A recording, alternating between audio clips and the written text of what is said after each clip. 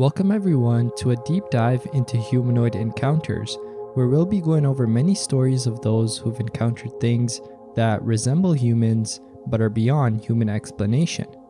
This video has a lot of really interesting and creepy stories, so without further ado, let's get straight into the video. Greys. On the night of September 19, 1961, Betty and Barney Hill were driving back to their home in Portsmouth, New Hampshire, from a vacation in Niagara Falls and Montreal. Around 10:30 p.m., they witnessed a UFO flying right above them. This craft seemed to have pilots, one of whom locked eyes with Barney and somehow communicated with him, instructing him to remain still and keep looking. After the Hills arrived home, they found discrepancies that hinted at a strange event. Their trip took longer than expected, their watches had stopped working, the strap on Barney's binoculars were torn, and even the toes of his shoes were scuffed without explanation. In the following days, Betty experienced intense and really unusual dreams.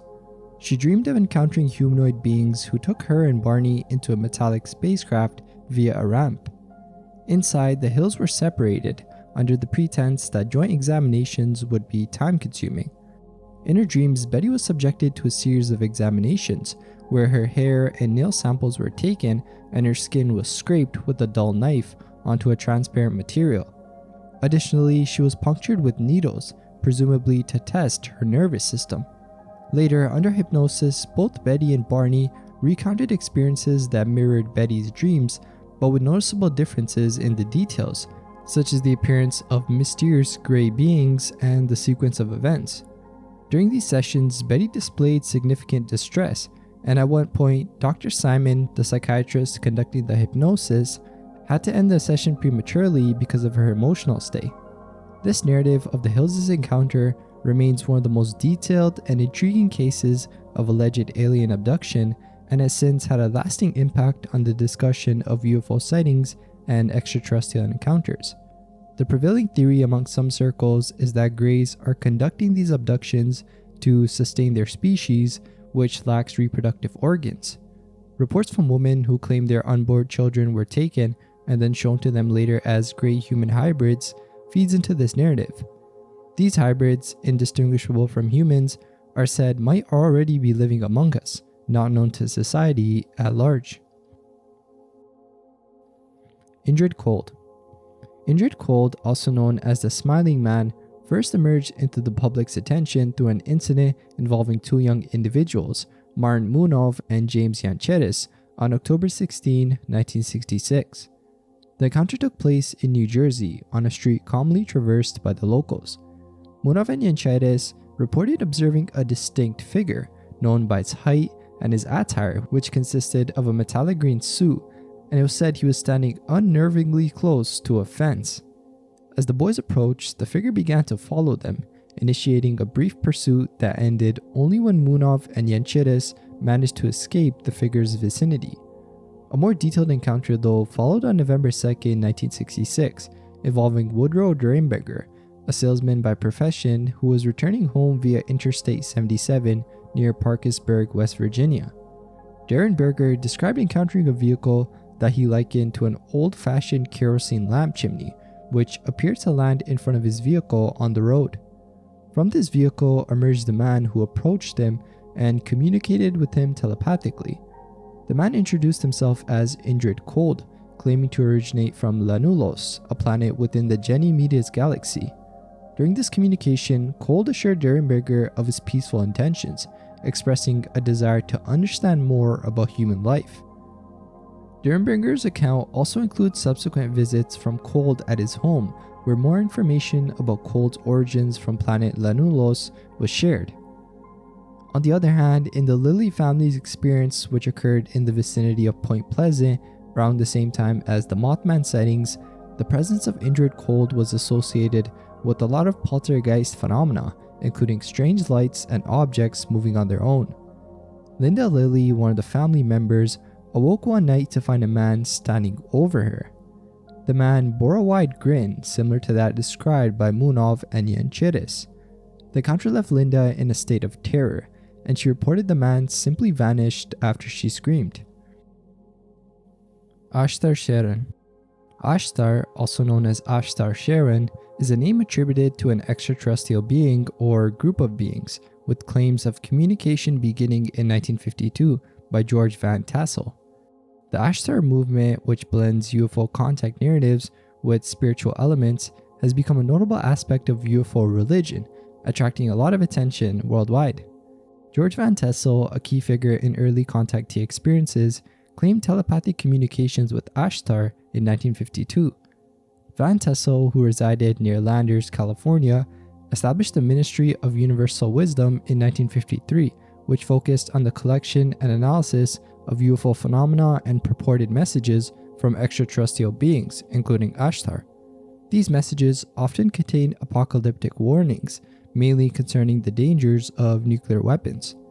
The content of these messages reflected a blend of extraterrestrial concern for humanity's welfare and even some spiritual teachings, suggesting an evolution of human consciousness and technological advancement.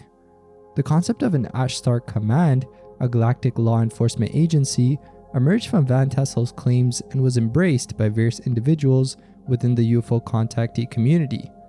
This concept basically suggested a large-scale intervention by extraterrestrial forces to prevent humanity from destroying Earth and to even aid in humanity's evolutionary progress. The Ashtar Command messages were basically a mix of apocalyptic warnings, calls for spiritual awakening, and claims of technological solutions to Earth's problems.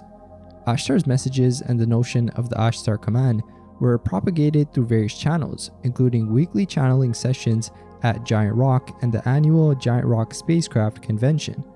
Despite initial messages focusing on impeding global catastrophes, the narrative soon evolved over time towards more spiritual and less apocalyptic themes. This shift was partly in response to the failure of earlier predictions and the growing emphasis on spiritual ascension and interdimensional communication as central themes of the Ashtar teachings. The Ashtar movement has since undergone significant transformations since its inception, with various individuals claiming to channel Ashtar's messages. Mad Gaster of Mun. The Mad Gaster of Mun, also known as the Anesthetic Prowler or the Phantom Anesthetist, is a figure behind a series of incidents in Mattoon, Illinois during the mid-1940s. Basically, over a 2-week period, residents reported smelling strange odors followed by symptoms such as paralysis, coughing, nausea, and vomiting. The reports described over 24 gas attacks, but no serious medical issues resulted. The entity later became known through the detailed account provided by Mr. and Mrs. Burt Kearney. On the night of September 1st, 1944, Alan Kearney reported a sweet odor in her home, resulting in a loss of leg function. Her husband, who arrived later, spotted a tall, thin man wearing a dark clothing and a cap lurking outside their window. This description influenced the subsequent reports about the Gaster's appearance. Other accounts describe the Gaster as carrying a flit gun, commonly used for spraying pesticides. The first actual recorded incident, though, happened on August 31st, 1944, involving Urban Rife. Awoken by a pungent smell, Rife experienced nausea and weakness, suspecting gas poisoning. His wife, who was unable to assist because of partial paralysis, couldn't investigate the cause, which remained unknown. Following these events, numerous cases surfaced with similar patterns, prompting police investigations.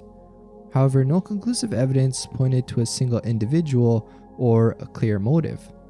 The presence of a cloth with a strange smell, footprints, and torn screens served as the few pieces of physical evidence linked to these cases. Travis Walton UFO Incident. On the evening of November 5th, 1975, Travis Walton was part of a 7-man logging crew working in the National Forest near Heber, Arizona. As dusk approached, they finished their day's work and loaded into their truck to head back to civilization. During the drive out of the forest, the crew noticed a peculiar bright light filtering through the trees. Intrigued and perhaps a bit unnerved, they drove closer to investigate the source of the illumination. What they encountered, though, was beyond their wildest expectations. A large, silvery disc floating silently above a clearing, emitting a powerful glow that lit up the night. The sight was so astonishing that Walton, driven by a mix of curiosity and disbelief, impulsively exited the vehicle to get a closer look at the phenomenon. As he ventured closer to the disc, though, it suddenly directed a beam of light towards him. Walton was then struck by the beam, lifted off his feet, and then collapsed to the ground, motionless. In a state of shock and fearing for their own safety, Walton's co-workers fled the scene immediately in their truck, leaving him behind. After a short distance though, the gravity of leaving Walton behind compelled them to return to the clearing. Upon their return, both Walton and the unidentified flying object were gone. The crew tried to search the area but found no trace of Walton at all. Distraught and bewildered, they drove to the nearest town to report the incident to the authorities. The disappearance of Travis Walton then sparked an extensive search operation. For 5 days, law enforcement officers, volunteers, and members of the logging crew combed the forest looking for any sign of Walton or clues to his whereabouts. Meanwhile, speculation and rumors about his fate circulated widely. Was it a hoax, a case of alien abduction, or something else entirely? But this is where it takes a turn. Walton re-emerged from his mysterious absence on November 10, 1975, when he made a phone call to his family from a payphone in Heber, Arizona. He was disoriented, dehydrated, and had a tale that was as unbelievable as it was terrifying. According to Walton, after being struck by the beam of light, he awoke on board the craft, surrounded by creatures that were unlike any humans he had ever seen. These beings had large, bald heads, enormous, penetrating eyes, and slender bodies. Walton described being subjected to examination and encountering both the non-human entities and seemingly human figures during his time aboard the craft. These human-like figures didn't communicate with him verbally, but offered him reassurance through their presence. Walton's return didn't bring closure to the mystery though. Instead, it added layers of complexity to an already wild incident. His accounts of the events during those missing days fueled debates, skepticism, and fascination that still persists to this day. Dark Watchers.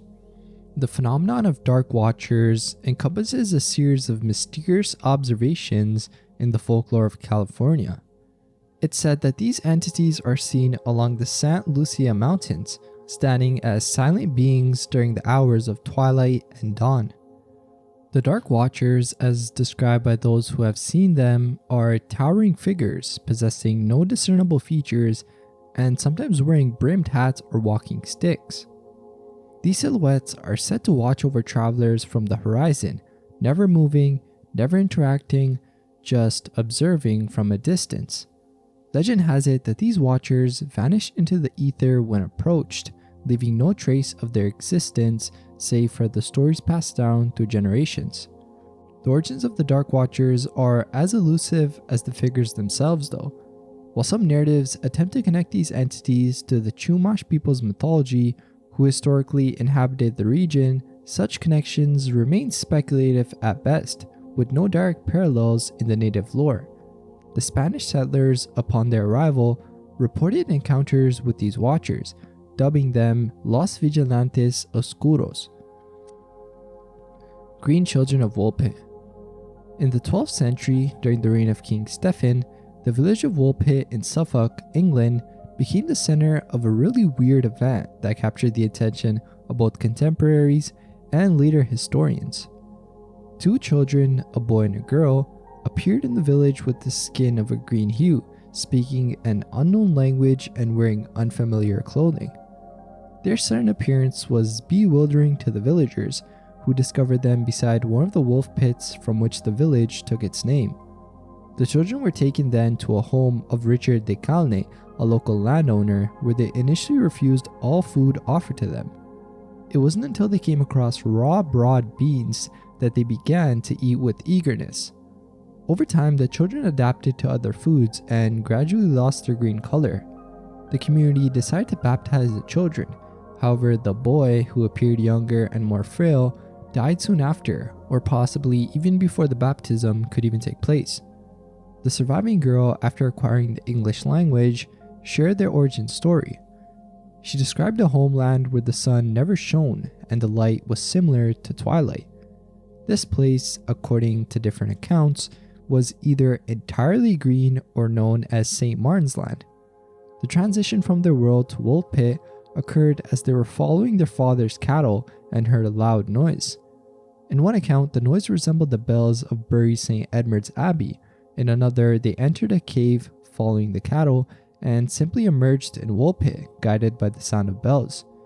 Rolf of Coggeshall and William of Newburgh, two chronicles of the time, provided accounts of this event, but with some discrepancies. Rolf noted that the girl was later employed as a servant in Richard de Calne's household, where she was known for her impudent behavior. William of Newburgh, though, claimed she married a man from King's Lynn, a considerable distance from Wpit, and lived there until at least the time of his writing. The Third Man. The phenomenon known as the Third Man Factor or Third Man has been reported by various individuals, notably among those facing extreme conditions such as mountain climbers, explorers, and survivors of perilous situations. It involves the experience of perceiving an unseen presence, often felt as if an additional person is accompanying the individual or group during their ordeal, despite no such person being present. This experience has been recounted in numerous incidents across different environments and situations worldwide. One of the most prominent accounts of the Third Man Factor occurred in May 1916, involving Ernest Shackleton, Frank Worsley, and Tom Crean during the Imperial Transantarctic Expedition. After their ship, the Endurance, was trapped and crushed by ice, Shackleton and his crew were forced onto Elephant Island. Shackleton, along with Worsley and Crean, undertook a long journey to seek rescue for the stranded crew. They navigated a small lifeboat across 800 miles of the Southern Ocean to St. Georgia. From there, they crossed the island's uncharted, mountainous terrain to reach a whaling station at Stormness. During this grueling 36-hour trek across South Georgia, Shackleton and his companions experienced the sensation of being accompanied by an unseen fourth presence. They reported this experience independently of each other, describing it as a feeling of not being alone and that someone else was walking alongside them throughout their journey.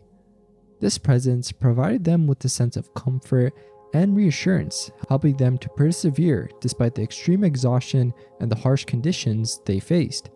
Shackleton was profoundly affected by this experience, but spoke little of it afterward, considering it a deeply personal and inexplicable event. The account left a lasting impression on the modernist poet T.S. Eliot, who even referenced the phenomenon in his work.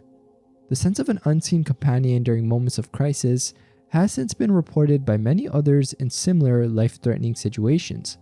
This phenomenon has prompted various explanations, ranging from psychological interpretations such as the manifestation of the unconscious mind's coping mechanisms, or even some paranormal theories of a humanoid entity. Forchan Gy Alien. On November 21st, 2018, an image was posted to the X Paranormal board on 4chan by an anonymous user, claiming to depict an alien. The image showed a figure resembling a typical gray alien, with notable differences such as discernible pupils and an iris, and a taller stature than commonly described for gray aliens. The uploader shared a story alongside the image, stating it was captured accidentally while working on a car at 11 p.m.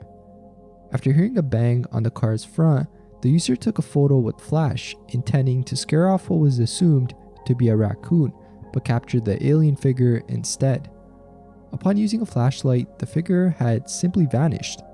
The user later estimated the figure's height to be about 8 feet based on the photo's perspective relative to the car and background. The post sparked significant attention, accumulating over 400 comments from 158 unique posters.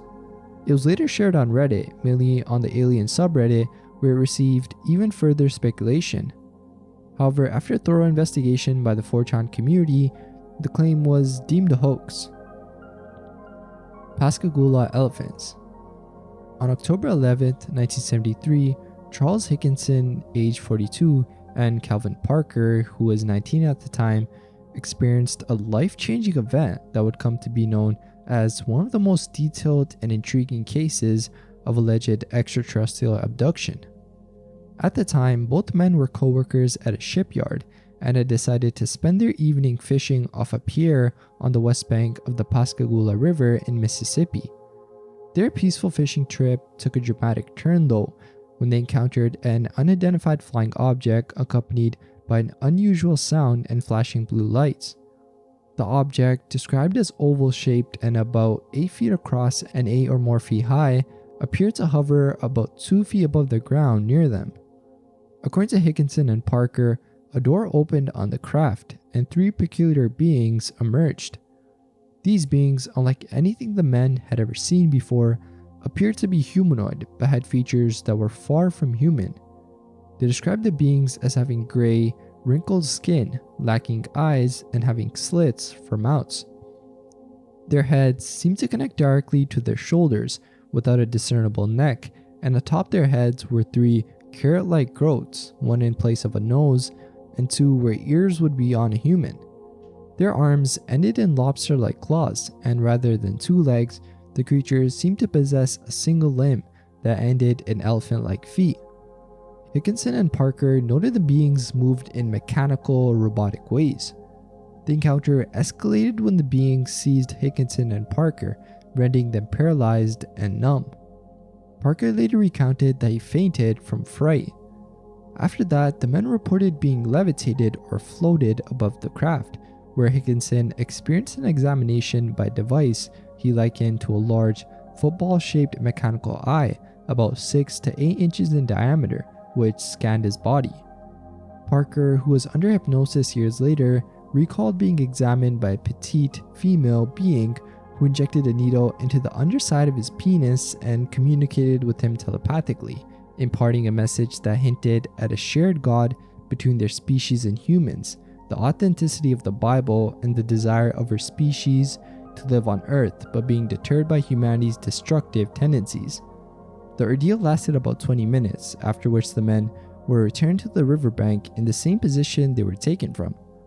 Higginson and Parker were deeply affected by the incident, with Parker later claiming a second encounter with the same craft and being 19 years later, further deepening the mystery of the Pasca alien encounter. Catalonia Fallen Angel.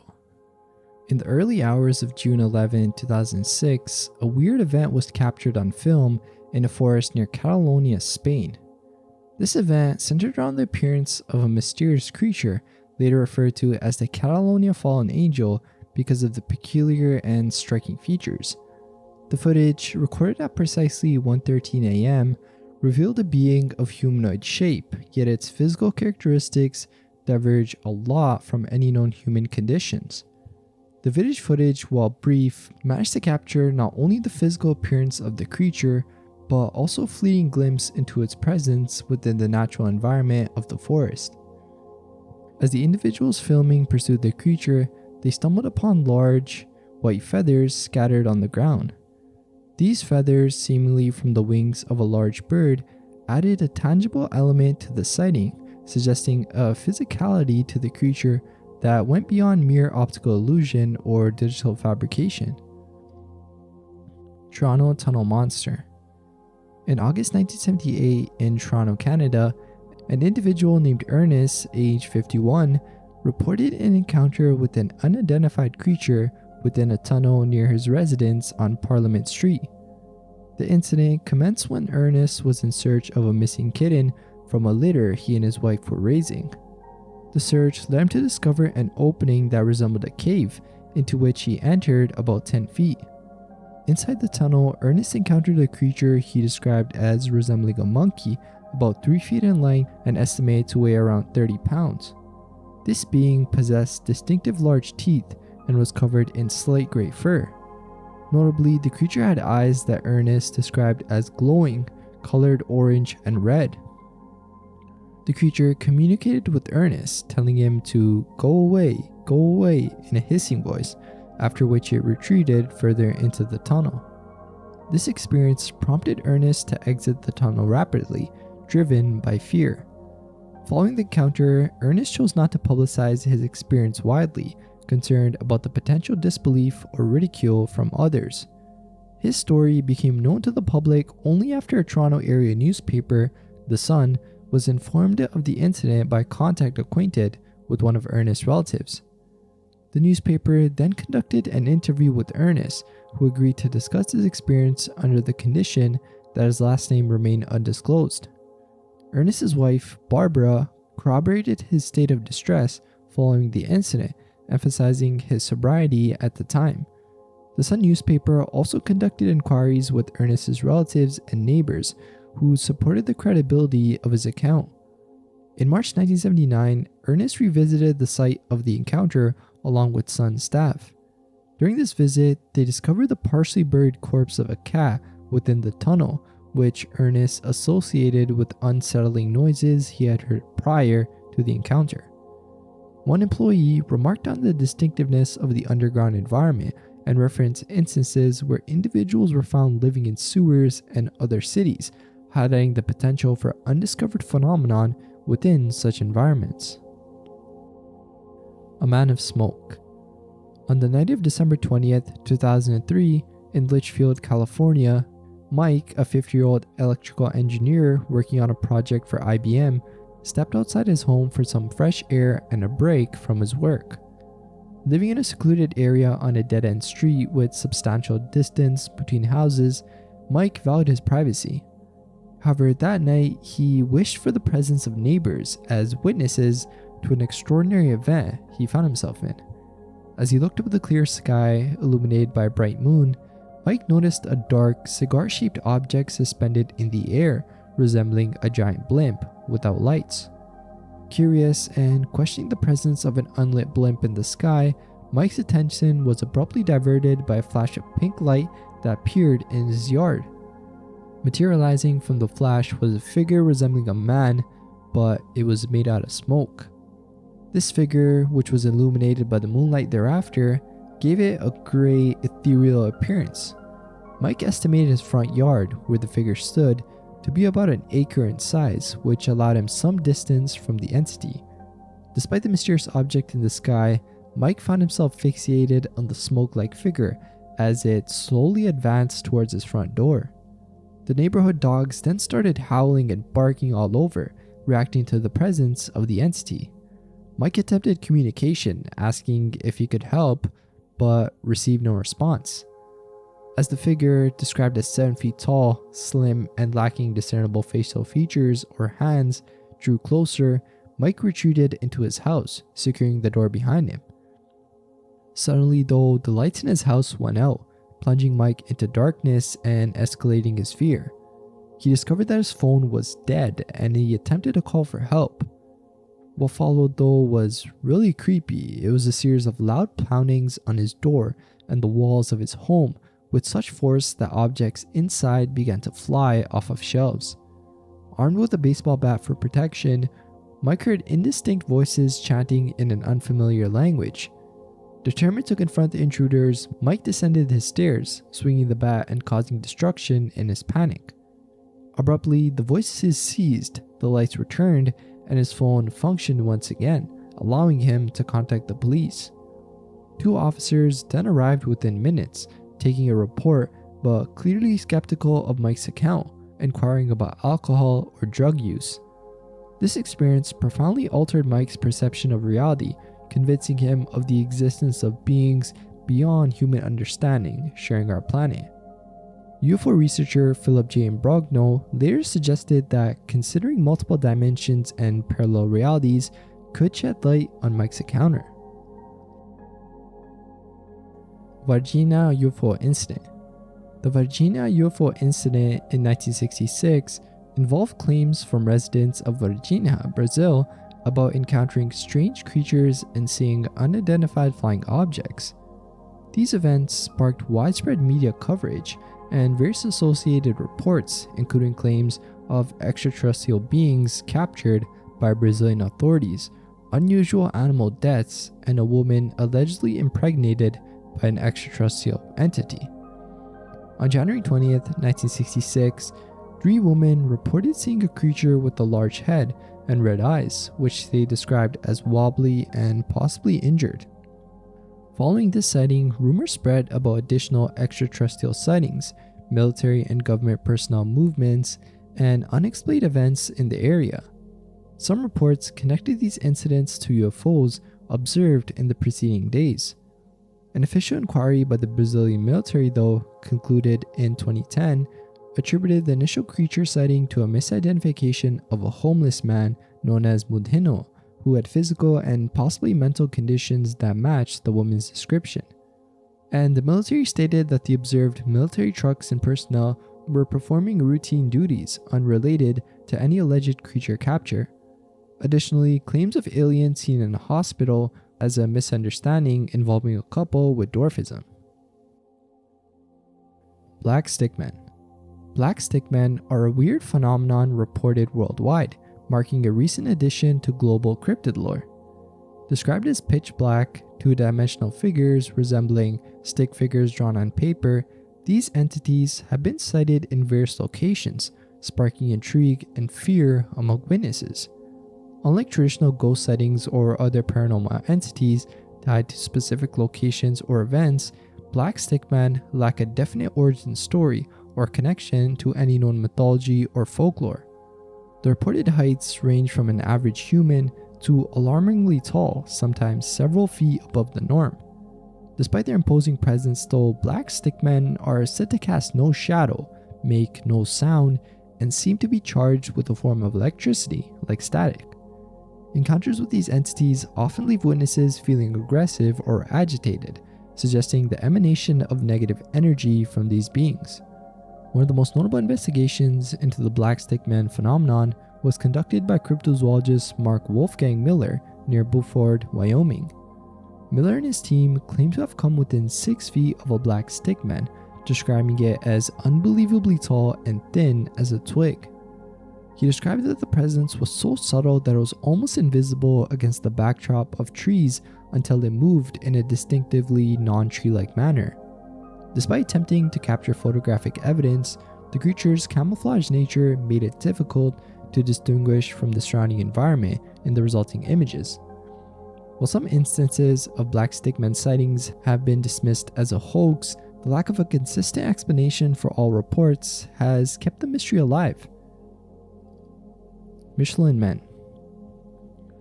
Michelin Men, also known as balloon men, are rare cryptids reportedly sighted in various parts of the world. These entities are named for the resemblance to the Michelin tire mascot, known by its bulky, segmented appearances that resemble a human figure made out of balloons or tires. Reports of these beings have been documented over the years, with witnesses describing encounters with large, humanoid figures exhibiting unusual characteristics and behaviors. One notable sighting occurred in May 1960 in Spain when Antonio Ribera, a local teacher, encountered 2 humanoid beings dressed in red while on a motorcycle trip between Arcos de la Frontera and El Bosque. Ribera described the humanoids as tall, with the one significantly shorter than the other, both exhibiting stiff, mechanical movements. The beings suddenly appeared and disappeared without a trace, leaving no explanation for their presence or origin. Another incident took place on July 31st, 1968, on the island of Reunion in the Indian Ocean.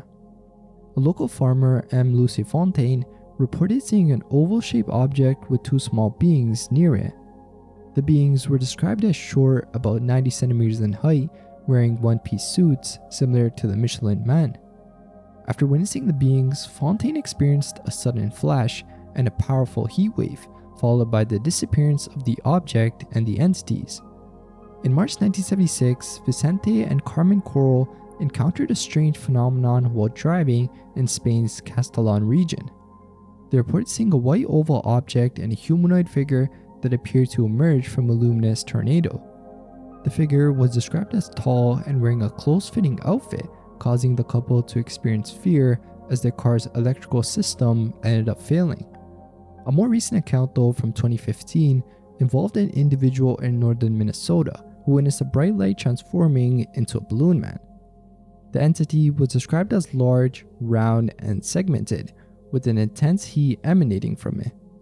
The witness reported feeling paralyzed and burned by the encounter, resulting in a week-long illness misdiagnosed as a reaction to poison sumac. Junia. The Junia, often referred to as the Siberian snowman, is a creature reported to exist in the vast, remote regions of Siberia, Russia. This cryptid has been described by eyewitnesses as resembling a large human, typically standing between 6 to 7 feet tall. Unlike the well-known Bigfoot or Sasquatch, though, some reports suggest the Junia might wear animal skins, which hints at possible level of intelligence or culture. The interest of the Soviet government in these beings dates back to at least 1928, when researchers were dispatched to the upper areas of the Inderka and Yana rivers. These missions aimed to gather first-hand accounts of the Junia from native Siberians like the Yakuts and Tungus people, as well as from other European Russians living a secluded, rural life. The native tribes of Siberia, with their oral traditions, have recounted interactions with the Junia for hundreds, possibly thousands of years. Similar to North American indigenous stories of Bigfoot, these narratives include descriptions of the creature's physical characteristics and behaviors. In one particular instance, Mark Wolfgang Miller, a cryptozoologist, reported a close encounter with the Junia near Beaufort, Wyoming. Miller described the cryptid as extraordinarily tall and thin, estimating its height to be at least 12 feet. Despite attempting to capture photographic evidence, the creature's image was obscured by the natural background, making definite proof elusive. Concerns about the hunting of Junia prompted Professor P. Dravert to appeal to the Soviet government in 1933 for their protection, suggesting that there were Soviet citizens deserving of rights. However, his efforts ended up being ignored. By the 1970s, Vladimir Pushkarev conducted research across Siberia, acknowledging the decreasing numbers of these beings due to civilization's expanse. Despite this, Mira Shackley, a British anthropologist, claimed to have observed a Junia in 1985. Recent reports continue to emerge from Siberia too. In 2004, the Yakutia newspaper published an article recounting the local legend of a Junia killed by hunters in 1957, whose body supposedly vanished after being transported to Yakut. Modern sightings describe the Junia engaging in nocturnal raids and, in some cases, exhibiting cannibalistic tendencies. Grassman. The Grassman, also known as Ohio Grassman, is a notable figure in the realm of American folklore, mainly in the state of Ohio. The first significant sighting that brought the Grassman to public attention occurred in Minerva, Ohio in August 1978. This sighting involved the grandchildren of Minerva residents Evelyn and Howie Klein. The children, along with their friends, witnessed a large, hairy creature in a gravel pit outside the Claytons' home and ran inside screaming about a hairy monster. Curious and concerned, Evelyn and Howie Clayton went outside to investigate and encountered the creature themselves. It was described as being covered in dark, matted hair, sitting in the pit and engaging with discarded trash. The creature was estimated to weigh around 300 pounds, and shocked by the sight, the Claytons retreated to their home, marking the beginning of a series of encounters with the Grassman. Following this initial encounter, the Claytons reported seeing the Grassman multiple times thereafter. On one occasion, it was observed peering into their kitchen window. When Howie attempted to retrieve his gun to confront the creature, it had vanished by the time he returned. Despite the absence of the creature, a foul odor lingered, and investigations found several faint footprints in the mud near the area. The Grassman was also seen by the Claytons on other occasions, including sightings atop a hill near Strip Mine at night and the observation of two hairy beings during the day on the same hill. These encounters established the Minerva case as a significant chapter in the investigation of Bigfoot-like creatures in Ohio. The Claytons' encounters with the Grassman in 1978 were not isolated incidents though. Historical accounts suggest that creatures resembling the Grassman have been part of Ohio's folklore for centuries.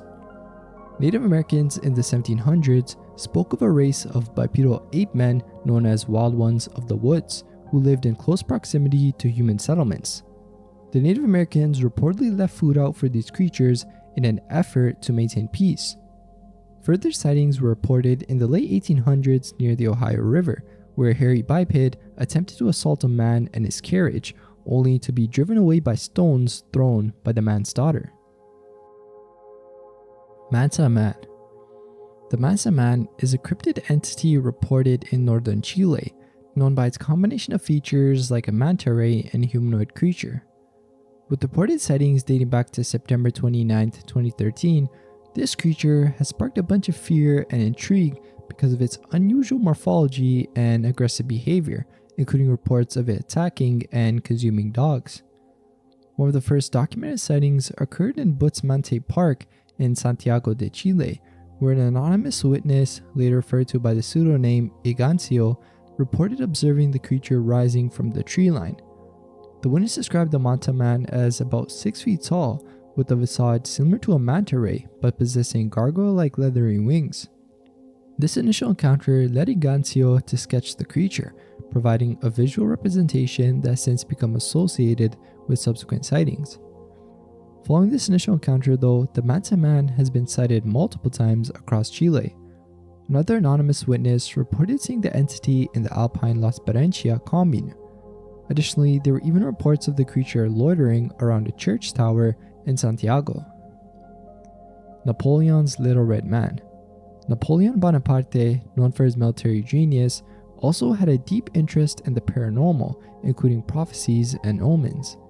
One of the most intriguing aspects of his beliefs was his encounters with an entity he referred to as the Little Red Man of Destiny. This entity, a crimson-colored dwarf, became infamous as a harbinger of misfortune and calamity in France, manifesting itself to notable figures over a span of more than 260 years, mainly around the Louvre and Tuileries Palace in Paris. The first recorded encounter with the Little Red Man was by Catherine de Medici during the construction of the Tuileries in 1564. She described it as a gnome-like creature dressed entirely in red, interpreting its appearance as a bad omen. This belief seemed justified as Catherine's actions later led to St. Bartholomew's Day massacre of the Huguenots. Subsequent sightings of the Little Red Man were linked with tragic events in French history.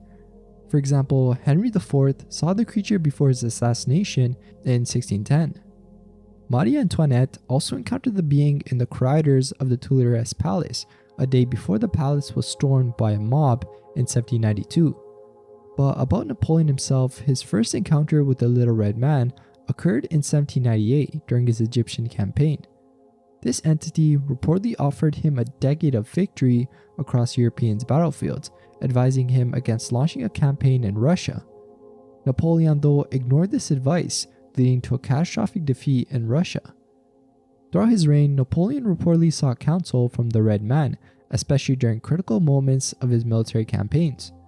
The creature's final appearance to Napoleon came in 1814, warning him of his impending downfall if he failed to secure peace. 3 months later, after this visit, Napoleon was forced to abdicate and spent his remaining days in exile on St. Helena. Also 1. On October 25, 1974, Carl Higdon, a 41-year-old well driller and father of 4, experienced an unusual encounter in the northern region of Medicine Bow National Park, located about 40 miles south of his home in Rawlins, Wyoming. Higdon, having taken a day off to hunt elk, found himself facing not only the wildlife of the park, but also something far beyond the ordinary. While aiming at an elk, Higdon pulled the trigger of his Magnum rifle, expecting the familiar recoil and sound of the gunshot. However, to his astonishment, there was no kickback, and the detonation was silent. Higdon observed the bullet leaving the rifle at an abnormally slow speed, as if moving through a dense, invisible medium. The bullet eventually dropped to the ground without reaching its target. The lead part mysteriously vanished. It was then that Higdon noticed a bizarre being slowly approaching him. This entity later introduced himself as Also One, and possessed a humanoid appearance but with distinct features that set it apart from any known earthly creature. Also One was about 6 feet tall, wearing a skin-tight black outfit similar to a scuba diver's wetsuit. The being had no ears, small eyes devoid of eyebrows, and coarse hair on its head resembling straw. Its mouth was a lipless slit hiding large teeth, and its face seemingly merged into its neck. Remarkably, Also One had a pointed, drill bit-like appendage in place of a right hand, and lacked a left hand entirely. The encounter took a more astonishing turn though when Also One offered Higdon a clear cellophane package containing 4 pills, inquiring if Higdon was hungry. Despite the surreal situation, Higdon managed to respond and soon found himself agreeing to accompany Also One on a journey to the being's cube-shaped craft. Higdon's subsequent experiences were as extraordinary as his initial encounter. He found himself inside the alien craft, receiving a tour of Also One's home planet. The details of this otherworldly visitation remain as perplexing as they are fascinating, with Higdon later recalling various aspects of the alien technology and society. Kyrian Slug. The Kyrian Slug encounter was reported from Crimea, which was previously part of Ukraine, on November 18, 1998. This event was notably witnessed by 4 young boys, Eldar Islamov, Anton Kirechev, Server Delyatov, and Elisha Alabaev, who were students at a local elementary school at the time of the incident. Their collective experience with this amorphous entity adds credibility to their account since there's consistency in their descriptions and reactions to the event. Basically, the story goes that the boys were on their way to the school's toilet when they encountered the entity. It began with the group hearing a strange guttural noise, which prompted them to turn around, revealing the sight of an entity scaling the school fence. Described as about 1.7 meters in height, the entity had a large, disproportionate head, 2 red prominent eyes, and a square, flat body that was semi-transparent and smoke-colored. Its long arms, which ended in 3 clawed black fingers, reached the ground, while its black, straight legs supported its amorphous form. Notably, the entity lacked discernible facial features, such as a mouth, ears, or nose. One of the most harrowing aspects of this account, though, was the physical interaction between one of the boys and the entity, which approached and placed its hand on the boy's shoulder. Despite the physical contact, the boy reported feeling neither weight nor pain. This moment revealed a curious detail about the entity, being it possessed a device with a button on its elbow. Upon pressing this button, the entity was absorbed through the school wall, leaving only its red eyes visible momentarily before vanishing completely. The affected area of the boy's skin ended up turning red, though it was devoid of pain or burning sensation. In the aftermath, the incident left the boys in a state of shock, with one experiencing uncontrollable stuttering, a physical manifestation of his fear.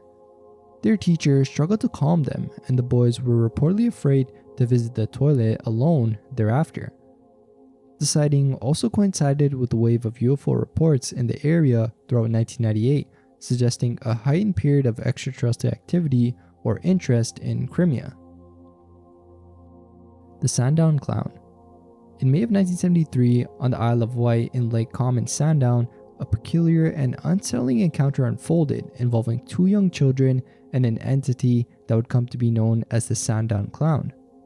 This being, unlike anything reported before or since, presented a confluence of characteristics that defied easy characterization, blending elements of what was described as a clown, a robot, and an alien.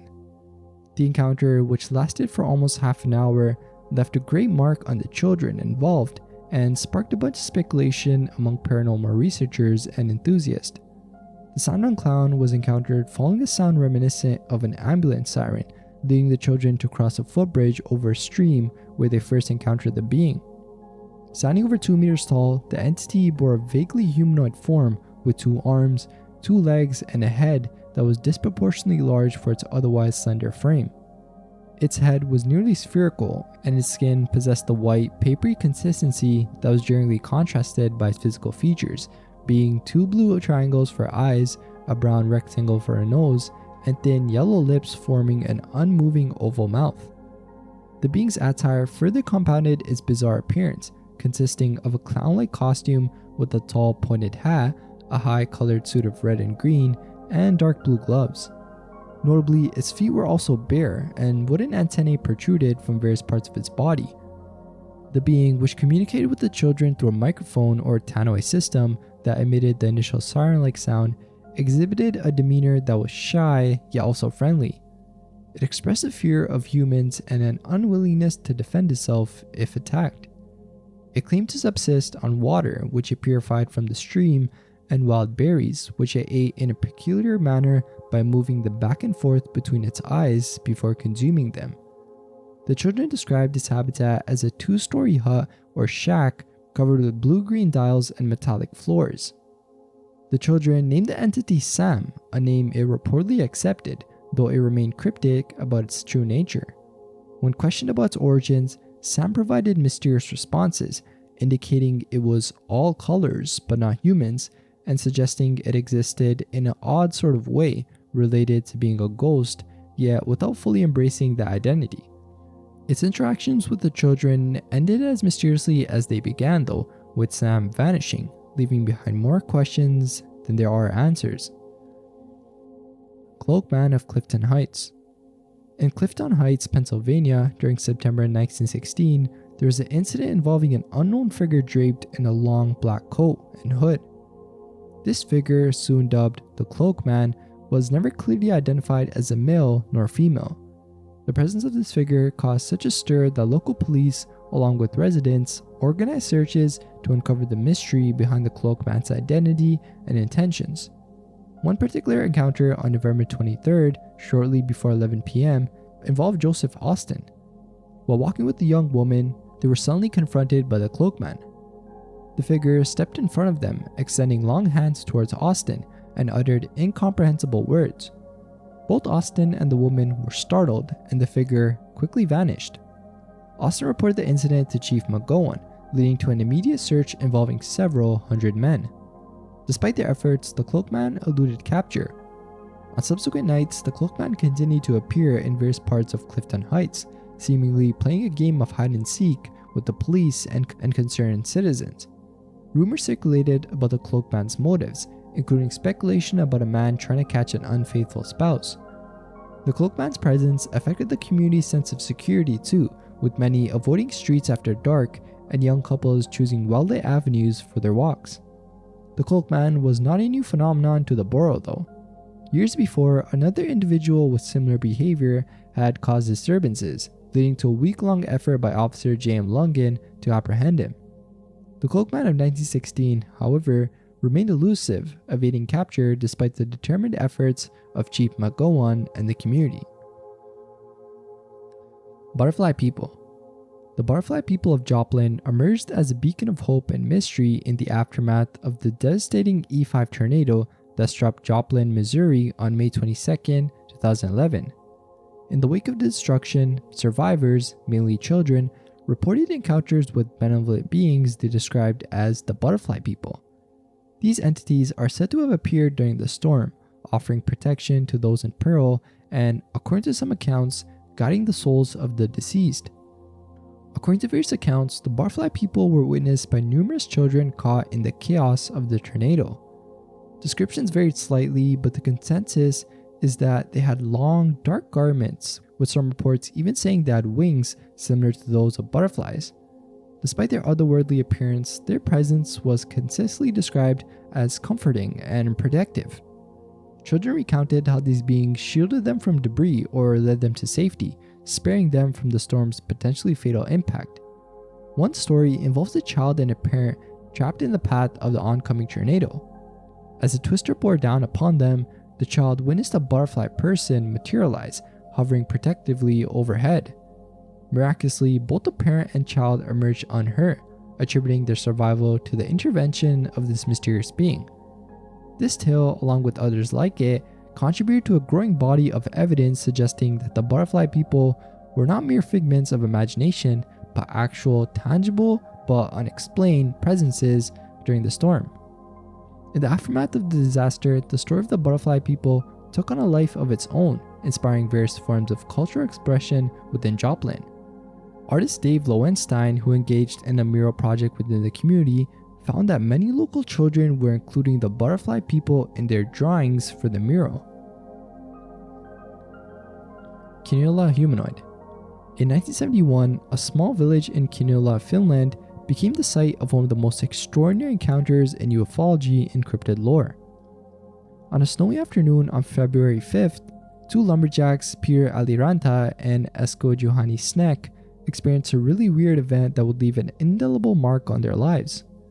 As the day grew overcast, making it difficult to continue their work, Aliranta and Snek decided to conclude their tree-cutting efforts in the forest near Kangalaska. It was then at about 3 p.m. that Aliranta noticed an odd metallic object hovering at the treetop level, a sight so unusual that it arrested his attention completely.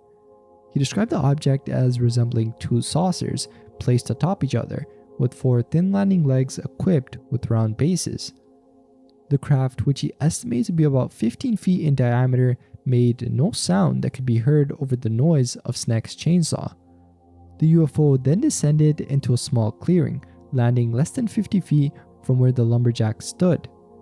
As Aliranta watched in amazement, a circular portal opened at the base of the craft, and a small green-suited humanoid emerged.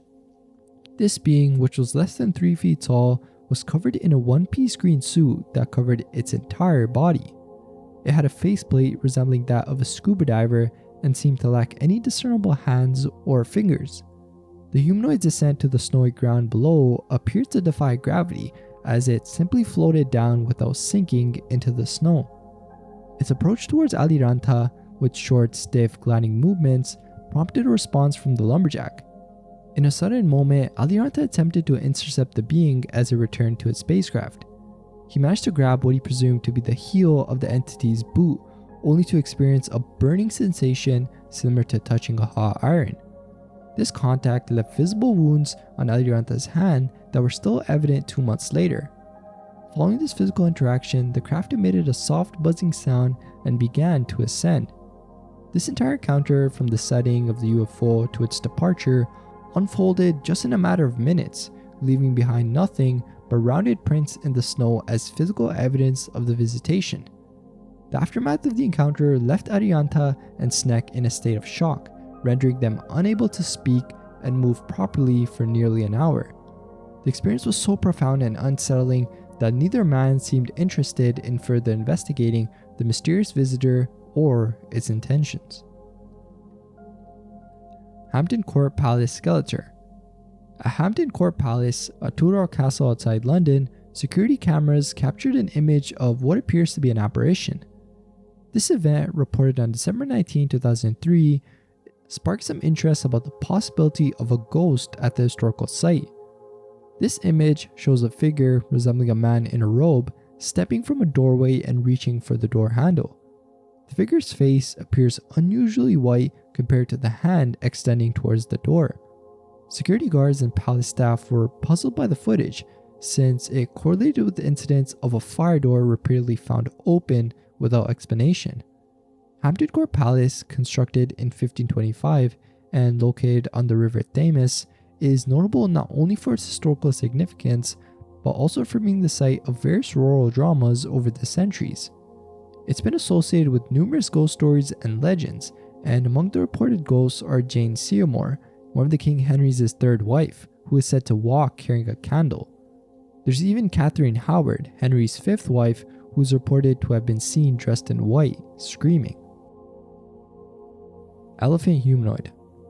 The elephant humanoid sightings of Narrabeen Lake in New South Wales, Australia, came from primarily 1968 and 1971 and described encounters with bipedal, elephant-like creatures exhibiting a mix of animal and possibly extraterrestrial characteristics.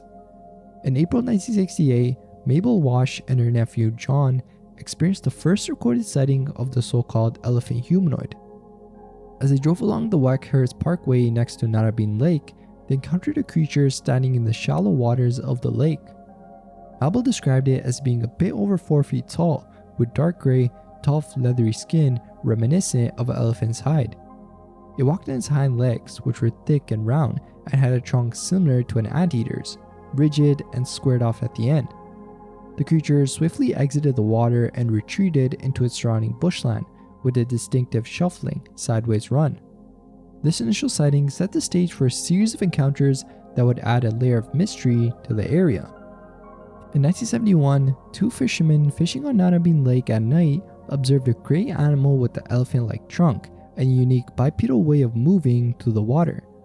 Their experience was further corroborated by an anonymous woman who reported being woken up by a terrible gurgling noise the same night, although she didn't witness the creature herself. These sightings, mainly the one involving the fisherman, reinforced the notion that the creature was not a one-time phenomenon, but a recurring presence in the area around Nanabean Lake. Ilkley Moor Alien. The Ilkley Moor UFO incident is an interesting case from December 1st, 1987, involving a retired police officer who claimed an extraordinary encounter with extraterrestrial beings on Ilkley Moor in West Yorkshire, England. This event not only involved the claimed sighting of a UFO, but also an alleged abduction by the aliens who piloted the craft.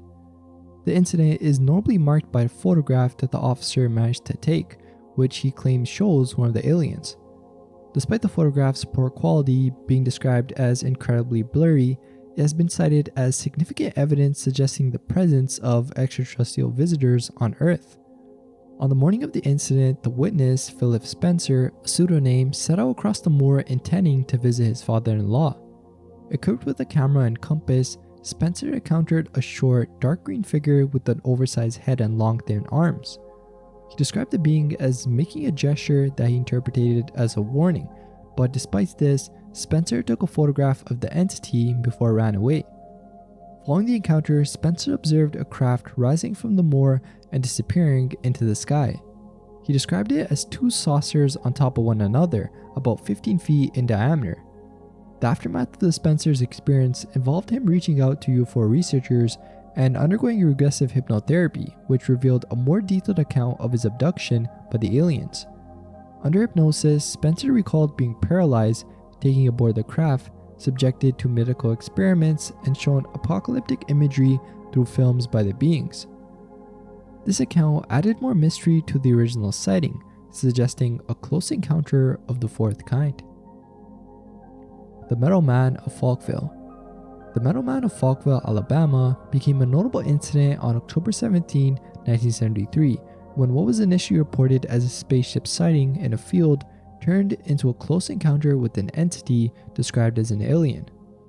The primary witness to this event was the chief of police, Jeff Greenhaw, who responded to the scene not to find a spaceship but an entity that would be later known as the Metal Man because of his appearance. The entity was covered in a suit that resembled thick aluminum foil, described as being intensely bright and smooth. Its movements were noted as childlike or monkey-like, but also very robotic and mechanical. The head and neck of the entity seemed to merge into one, with no discernible separation, and it bore an antenna. The Metal Man reportedly had the capability to run at speeds far exceeding human capability, covering significant ground with each leap. Greenhaw, though off-duty, felt compelled by his duty to serve and protect. Armed with this Polaroid camera, he managed to take photographs of the entity, which later became central to the incident's investigation. As Greenhaw attempted to follow the entity in his vehicle, he found it impossible to keep up, even at speeds of 35 miles per hour. The encounter ended when Greenhaw's vehicle crashed into a ditch, losing sight of the entity. The aftermath of revealing his experience was devastating for Greenhaw. He faced termination from his job, personal life difficulties including a divorce, and his home was destroyed by fire. These events fueled some conspiracy theories and highlighted the potential risk individuals face when coming forward with their encounters with the unexplained. Kofu Fang Humanoids. In 1975, an odd encounter took place in Kofu, Yamanashi, Japan, involving two 7-year-old boys, Masato Kawano and Katsura Yamahata, and a pair of mysterious Fang humanoids. On the evening of February 23rd, as the boys were roller skating near the Hinodi housing estate, they noticed two orange UFOs in the sky.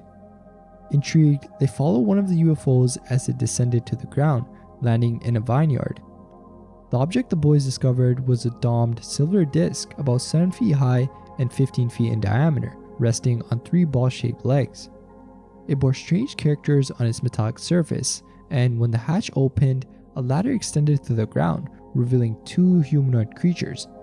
The first creature emerging from the craft was nearly 4 feet tall, with dark brown, wrinkled skin and 3 metal fangs. It wore a glowing silver uniform and made a series of sounds resembling a tape recording running backwards. One of the boys, Yamahata, felt a hand on his shoulder and was immediately paralyzed, a reaction possibly induced by the humanoid to prevent harm. his friend Kawano managed to carry him away from the scene. The boys' mothers, informed of the encounter, verified seeing an orange light pulsating in the vineyard, though they didn't approach closer. The encounter drew the attention of their school, leading to an investigation that found concrete posts plushed over and traces of a landing, including a ring pattern in the soil at the site. A teacher even reported discovering radioactivity within the circular patch. Zanfreda UFO Incident. In 1978, Pierre Zanfreda, a 26-year-old security guard, experienced a terrifying encounter that would become one of the most documented cases of alleged alien abduction. On the night of December 6, while patrolling in the village of Torreglia, Zanfreda's vehicle and equipment malfunctioned simultaneously. Investigating strange lights in a client's garden, he was confronted by a creature of enormous size, described as over 10 feet tall with green, wrinkly skin, lacking visible mouth and eyes, but with 3 points on its face and a large triangle head. Zanfreda reported encountering 4 lights moving in the garden, assuming they were burglars. As he approached, something touched his shoulder from behind. Turning to face it with his flashlight, he encountered not a human, but a large green creature. This unexpected meeting was just the beginning of a series of events that night. The creature's presence was so shocking to Zanfreda that he dropped his flashlight, only to pick it up and then run. He observed a large, triangular UFO ascending with a hiss behind the house, emitting a brilliant light and a wave of heat. Overwhelmed, Zanfreda managed to return to his vehicle to contact his security company, reporting his encounter in a panicked and agitated state. His colleagues found him later, lying on the ground, displaying extreme fear and confusion.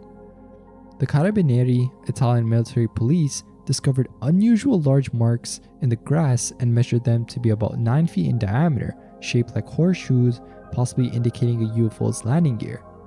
This physical evidence added credibility to Zanfreda's claim, and the case was thoroughly investigated, including by the Carabinieri, and ended up becoming a sensation. Despite skepticism and ridicule, Zanfreda's story remained consistent, and he underwent multiple hypnosis sessions to recall details of his experience. Under hypnosis, he recounted being abducted by the beings, describing them in detail, including their use of a mechanical device for breathing and their communication through a luminous device.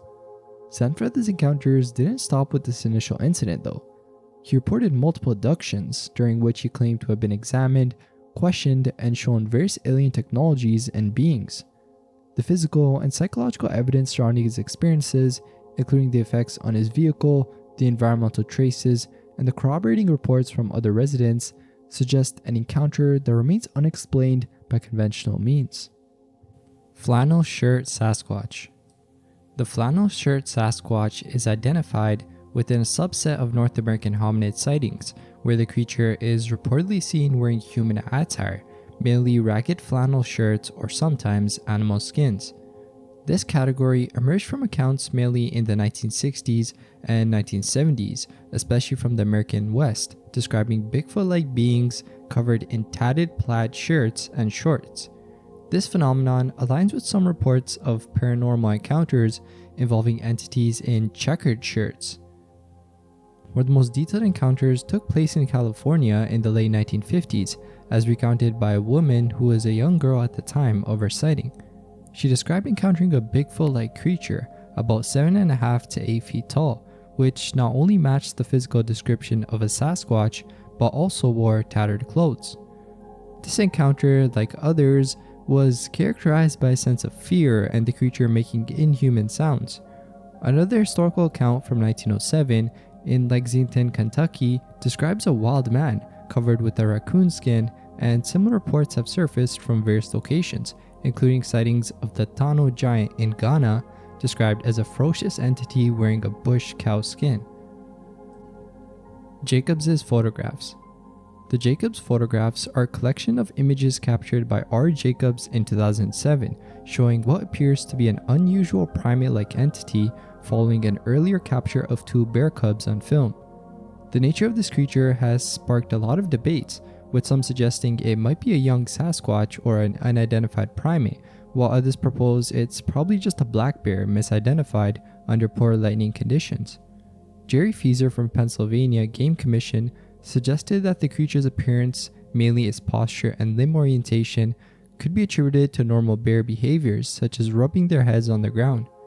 In contrast, Matt Moneymaker from the BFRO aimed to solve the mystery by attempting to replicate the photos, only achieving a similar pose with the chimpanzee image. The debate extends though into the online community, with Jared Magnus of the Bizarre Zoology blogspot proposing the bear theory. He argued that a bear's ability to rotate its paws inward could account for the peculiar appearance of the knees in the dark photo. However, his explanation doesn't fully account for the creature's odd head shape, which seems to suggest a more somersault position. This stance was demonstrated by the Pennsylvania Game Commission's bear biologist Jerry Fieser as part of their examination. Iniweo and Potiwolo. Iniweo and Potiwolo are said to be small humanoid creatures from Flores Island, Indonesia, known locally as ape demons. Descriptions of these beings are similar to other small humanoids of the region, such as the Sumatran Orang Pendek and Flores' own Ebu Gogo. It's said that they have hairy bodies, long downward earlobes, long breasts, and a distinctive pig-snouted appearance.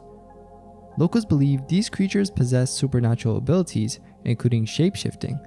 Sightings of the Iniweo and Potiwolo have been common on Flores Island, although detailed documentation is scarce. One notable encounter involved a farmer named Petros Jamadi, who described an initial sighting of what appeared to be an ape that then changed its appearance slightly, maintaining a silhouette consistent with Iniweo and Potiwolo, by exhibiting a more snout-like mouth. An expedition by the Jijak Mysterious team to investigate Leang Poti Cave, believed to be the home of these creatures, captured movement of a short humanoid figure, which then quickly disappeared, suggesting that they could live in inaccessible chambers within the cave. The Silver Man.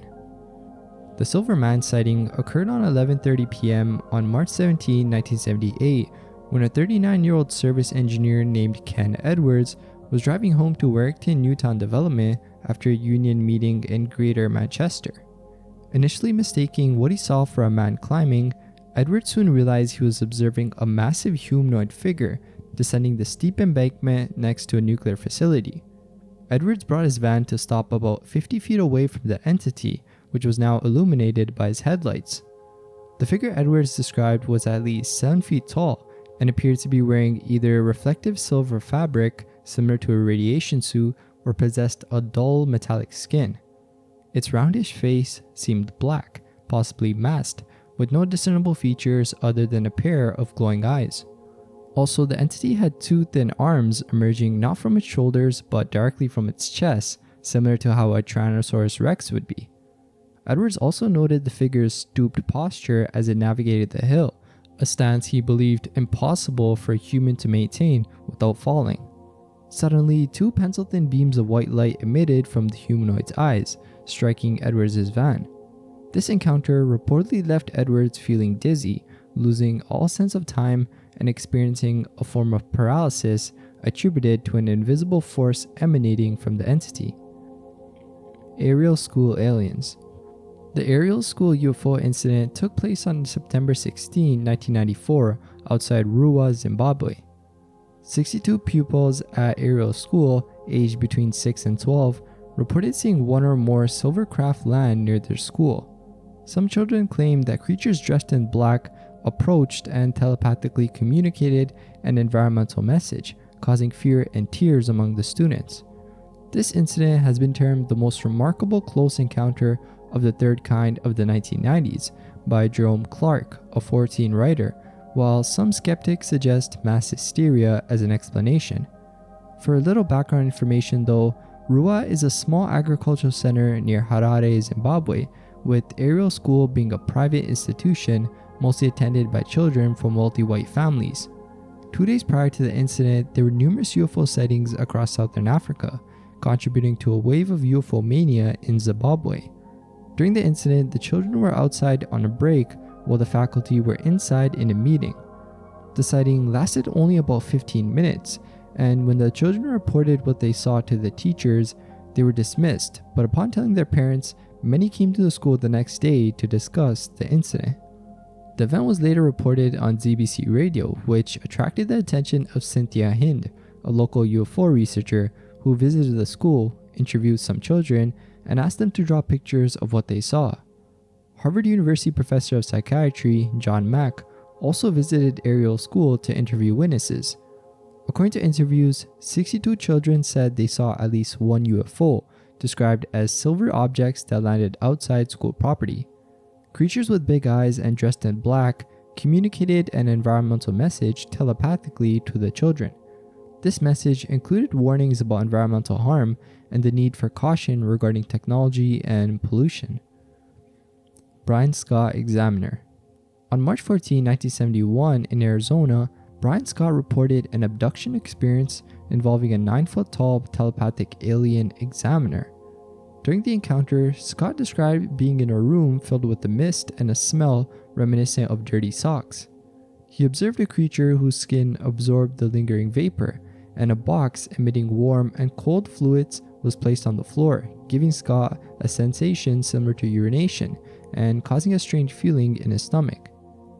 The light from the box numbed him and induced a headache, and after the initial creature departed, a taller entity, almost 9 feet in height, entered. This creature placed his hand on Scott's head, flooding his mind with thoughts. Despite the rapid and slurred speech of the creature, it managed to communicate in perfect English, ensuring Scott that there would be no pain. Scott then experienced a vision of domed cities on an alien planet, purportedly the creature's original home before a virus caused widespread destruction. The creature, identifying itself as Voltar, revealed its true form as a 7-foot-tall human-like being with long red hair and piercing blue eyes after stating, "I lift the veil of projection," as quoted. Voltar then left the room, freeing Scott from restraint. Pé de Garrafa. The Pé de Garrafa is a cryptid reported from the Brazilian Amazon. Described as a human-like ape standing about 5 feet tall, its distinctive characteristics include long hair, black skin, a white navel, and a horn on its forehead. It's said that it has no feet, and instead it leaves unique tracks resembling the impression made by pressing the base of a bottle into the ground. These tracks have regular spacing, precise alignment, and they're in a manner in which they navigate around obstacles. Witnesses also report that the Pé de Garrafa can stare intently as if attempting to hypnotize, and it's known to emit a loud roar. David Oren suggested that similar bottle-like tracks attributed to the Mapinguari might actually be tail imprints of a giant sloth, misunderstood as footprints. However, Dale A. Drennan argues that the Pé de Garrafa is unrelated to the Mapinguari and a different humanoid altogether. Farmersville Green Man. The Farmersville Green Man sighting was an extraterrestrial encounter reported near Farmersville, Texas in May 1913. Clyde, Sid, and Sylvie Latham, while working on their farm, were alerted by their dogs' distressed barking. Investigating the source, they discovered a small, green humanoid creature, no taller than 18 inches, cornered by their dogs. The creature, described as having a rubbery texture and dark green skin, wore only a small hat resembling a sombrero, which seemed fused to its skin. The entity's arms hung down by its side, and it exhibited no reaction to the boys or the dogs. Before the boys could intervene though, the dogs attacked the creature, tearing it to shreds and revealing human-like organs and red blood. The incident quickly ended, leaving the boys to return to their work, but with frequent returns to the scene, noting the dogs' continued fear and the eventual disappearance of any remains. This encounter remained a family tradition, recounted by Sylvie's grandson to the Center for UFO Research, or COFOS, although a detailed transcript of an interview conducted by Larry Sessions of COFOS with Sylvie Latham has since been lost. Fir Liath Mor. In Scottish folklore, the entity known as Fir Liath Mor, or the Big Grey Man of Ben Macdui, is described as a mysterious presence that haunts the summit and passes of Ben Macdui, the highest peak of the Cairngorms and the second highest peak in the British Isles. Despite numerous accounts of encounters with this entity, actual sightings are pretty rare. The first documented experience comes from J. Norman Coley, a respected hiker and professor who, in 1925, recounted an incident from 1891. Coley described hearing additional footsteps mirroring his own, each step echoing with an unnatural crunch as if something large was trailing him. Overwhelmed by terror, he fled the scene, a decision that he reflected upon with a mix of regret and relief, vowing never to return to Ben Macdoui's Peak. This account caused a wave of public interest, causing others to share their own experiences. Like, for example, Hugh D. Welsh and his brother, during a 1904 expedition, reported similar auditory phenomena, being slurring footsteps accompanied by a pervasive sense of being followed. The narrative expanded further with the experiences of Pete Densham in 1945, engaged in rescue operations during World War II. Densham recounted hearing indistinct noises, the encroachment of mist, and a feeling of constriction around his neck. His comrade Richard Frere later stated a sensation of an utterly abstract but intensely real presence on the mountain, complemented by high-pitched singing noise. The mystery deepened even further though with Alexander Tunan's encounter in 1943, published in 1958. Tunan, a naturalist and mountaineer, described being engulfed by mist at the summit, hearing loud footsteps, and sensing a weird shape approaching. In a moment of panic though, he fired at the figure, which persisted in its approach, prompting a hasty retreat. Microterrestrials of Malaysia. In Bukit Mertajam, Pulau Pinang, Malaysia, on August 28, 1970, a weird encounter took place involving two boys and a group of really small extraterrestrial beings. Basically, it said that the boys, driven by curiosity, ventured to a location rumored to have been visited by a UFO the previous day. There, they encountered a blue, round object on the ground, surrounded by several humanoid figures. These beings were described as ugly and merely 3 inches tall. During an attempt by one boy to capture a being, the situation escalated when the humanoid produced a weapon resembling a gun and fired at the boy, injuring his hand. The encounter didn't conclude with a single event though. Later that day, one of the initial witnesses came across a similar small UFO near the school. From this craft emerged 5 of the minute humanoids, including a distinct leader who was in yellow and bearing horn-like protrusions on its head, differing from the others in blue uniforms. This leader proceeded to incapacitate the boy with a shot from its weapon, resulting in unconsciousness and a mysterious red mark upon regaining consciousness. The town of Bukit Mertajam found itself amidst a UFO flap, as more children reported sightings of the small beings. 2 other boys observed 2 of the creatures donning yellow suits, one missing an arm and brandishing a small gun. Despite attempts to capture them though, the beings managed to elude capture. And the detail that only children witnessed these beings draws some parallels to other folklore and modern literature, where fairy or otherworldly entities are primarily visible to children. This narrative basically touches upon how children possess a certain innocence or openness that allows them to perceive phenomena hidden from adults. Wyoming Woman in Black. In Melrose, Massachusetts, near the Wyoming Cemetery, a haunting tale of the Wyoming Woman in Black has been circulated for some time among the locals. This being is described as a mourning figure, draped head to toe in black, with their face obscured by a veil. One notable encounter with this apparition was recounted by John Whalen and his friends, who, after watching a softball game at the Pine Banks Park, which borders the cemetery, decided to take a shortcut through the cemetery. Near the Lebanon Street gate, their attention was drawn to a flickering red light, which they deduced was a candle within a glass enclosure near some gravestones. This explanation, however, quickly gave way to unease as they noticed a small, veiled figure approaching from the direction of the light. The figure, which was cloaked in a long black mourning dress, seemed to glide rather than walk, passing the group in solemn silence.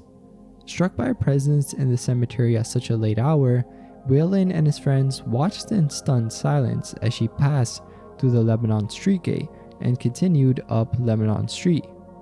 A whispered observation from one of the friends, being she's not touching the ground, confirmed the nature of what they were witnessing, and it was collective. It became apparent that the woman was not walking on the ground, but instead floating above it. This woman continued her path into the Ripley schoolyard, which is next to the cemetery, before disappearing from sight amongst the trees. This sighting left Whelan and his friends profoundly unsettled, with their speechless exchange underscoring the haunting impact of their encounter. The woman who walks the road of bones. In the expanse of Siberia, on the infamous road of bones leading towards Magadan, a mysterious figure known as the Ghostly Woman has been reported by multiple witnesses to traverse this path. The Road of Bones, a route paved with tragic history of countless Gulag prisoners who lost their lives during its construction, serves as the background for these chilling sightings. The woman, who appears undeterred by the harsh Siberian weather, including the extreme winter cold, walks slowly along this lonely route, refusing any offers of lifts from passing travelers. Eyewitnesses describe the woman as maintaining a steadfast silence, neither seeking help nor responding to the gestures of concerned passerby. The mystery deepens with reports suggesting various origins for this figure, including speculation that her name might be Ludmila and she could be from Kazakhstan, since she's reported to have a Slavic appearance. Despite the attempts by locals and onlookers to uncover her story, the woman remains a mystery, with her intentions and destination still shrouded in mystery as well. Highway Humanoid. In 2007, a strange occurrence on an English highway was documented through CCTV footage, showing a figure running on all fours across the highway. Unlike any typical creature known to the region, the highway humanoid exhibited characteristics both of a human and an animal. The appearance of the highway humanoid, as frozen in still frames from the video, presents a figure with seemingly human head, body, and limbs, but it moves in a manner that's uncharacteristic of bipedal locomotion. Several theories have been proposed to explain the identity of the highway humanoid. Some suggest it could represent an undiscovered species, lurking unnoticed until now. Others theorized it might be an individual suffering from a severe mental condition, leading to unprecedented physical capabilities. But alternative explanations include misidentified instance of wildlife or a hoax. However, paranormal investigators have largely dismissed the hoax theory, noting the authenticity of the footage through consultations with local authorities responsible for the CCTV systems. Also, something really interesting to add is there was no reaction from passerby. A comment highlighted in the documentation of the highway humanoid points out that vehicles in the vicinity didn't alter their speed or direction in response to the creature's presence. This non-reaction has led some to speculate that perhaps such settings might not be entirely uncommon, yet rarely documented to this extent. Headless Angel of Portugal.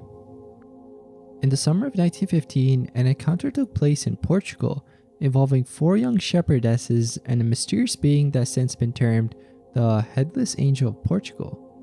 I tried finding some photographs for this, but there isn't really anything, so I apologize for that. But yeah, anyways, this creature was described as resembling a figure like a statue made of snow, which the rays of the sun had turned somewhat transparent, as quoted, and witnesses reported that despite its bright white skin, the entity appeared to lack a head, yet it hovered in the air with no visible means of support, such as wings. Since there's not a lot of information, a lot of theories have come up to try to understand what it is.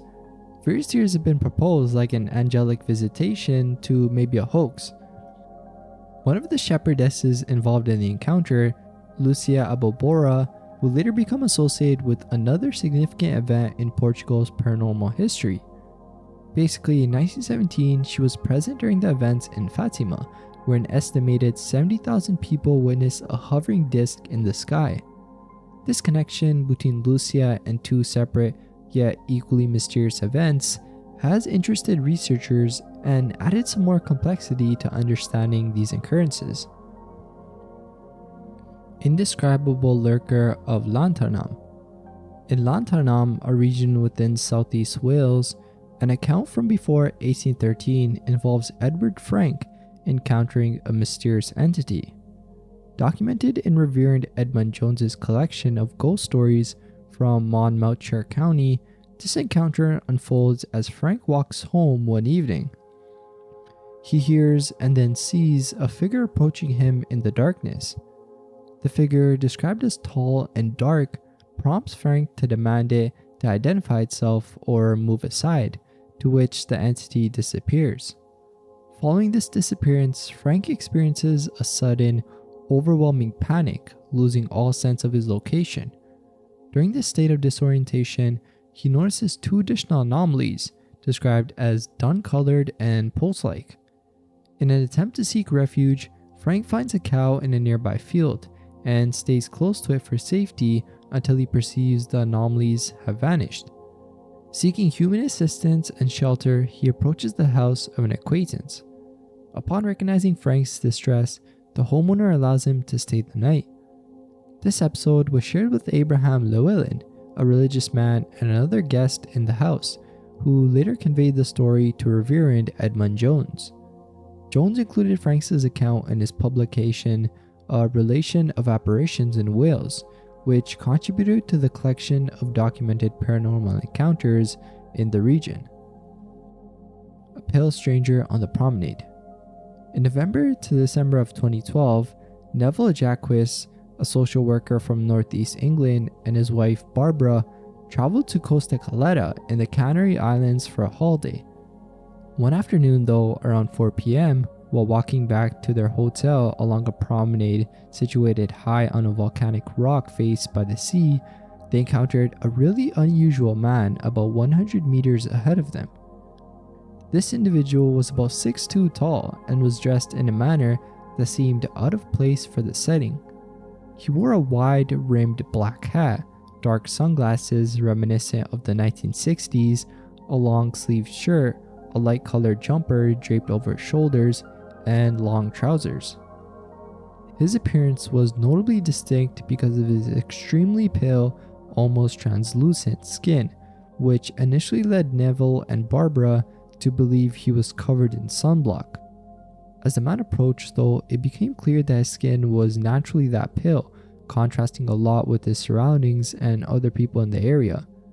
The man's hands were also really large, with notably lengthy fingers. When he was about 5 feet away from the Jacquis couple, they observed his skin's near translucence, with his sunglasses covering most of his eye area, a narrow and sunken face, and prominent cheekbones and jawline. Neville, who worked with elderly people, estimated the man to be in his 60s based on his appearance. As the pale stranger passed them though, he turned his head towards Neville and uttered something unintelligible, sounding neither human nor recognizable as any known language, with a weird mix of high and low pitches. Following this encounter, Neville and Barbara didn't attempt to observe where the man went or take a photograph, for reasons they could not explain. The encounter deeply affected Neville, who found himself unable to stop pondering over it and discussing it with Barbara. He felt strongly that the man was not from this world, and that there was something fundamentally off about his clothing and appearance. This experience haunted Neville for the remainder of their holiday, affecting his sleep and leaving a lasting impression on him. This event prompted Neville to later contact Nick Redfern, a researcher of the unexplained, after hearing him discuss the Men in Black on Coast to Coast AM. Neville was startled by the resemblance between the pale man he and Barbara had encountered in the area and an artist's impression of the Men in Black described by Redfern, reinforcing his belief that their encounter was with an entity not of this world.